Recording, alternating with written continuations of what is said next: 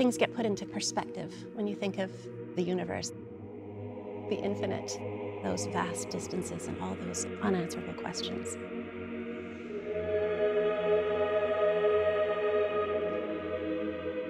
It feels destabilizing and kind of thrilling, but also like there's this vital, motivating tension in the feeling of trying to understand. Yeah, I think as creators, we are always in relationship with the unknown. You can use it as a kind of fuel.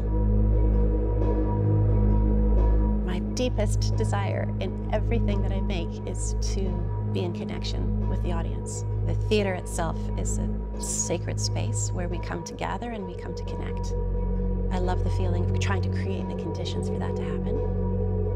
When a dancer looks out towards the audience, I want them to look out not just to necessarily that individual audience member, but all human beings out there.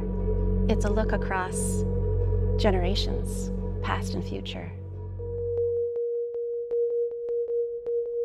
I think in the choreography itself, I try to take advantage of the fact that there's already so much narrative in our body. Like there are so many gestures and postures that already come with their own story, their own emotion. So the feeling of reaching, for example, this shape already has story in it. And then when you add this, it has another kind of feeling, which feels like urgent, and it feels like a kind of need or kind of want.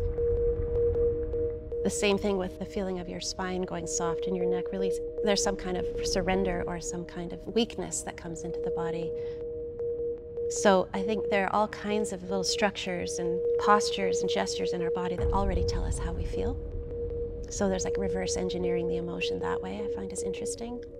So I guess there's a feedback loop between what the choreography does to your mind and what your mind brings to the choreography. The first spark of inspiration for Angel's Atlas came from my partner, Jay Taylor, who is the set designer for this piece. So he'd created a kind of moving topography of reflective material. And then together with Tom Visser, our lighting designer, they'd been working on different ways of moving that light off of this reflective surface and onto a rear projection screen.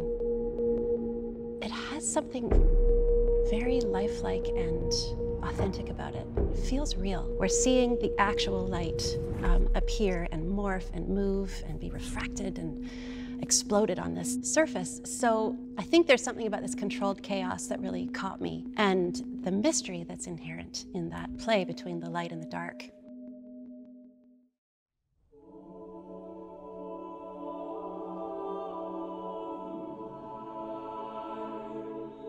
I was imagining that if there were angels, and if they had a map of their world, that it might look something like our backdrop.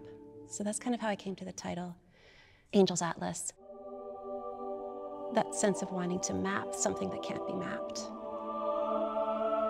I think in the dancing body we have anyway this beautiful metaphor. Dance is an ephemeral form. It's always in a state of disappearing.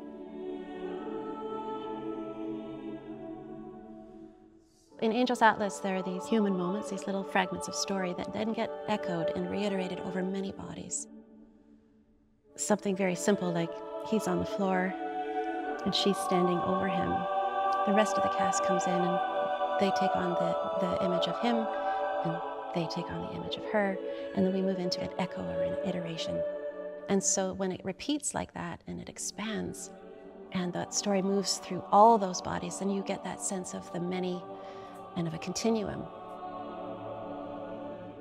Yeah, that's one of the reasons why I love working with a big group.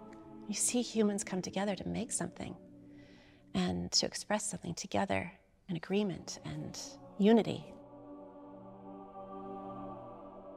It's a rare and precious thing, and it's what humans are good at when we're at our best.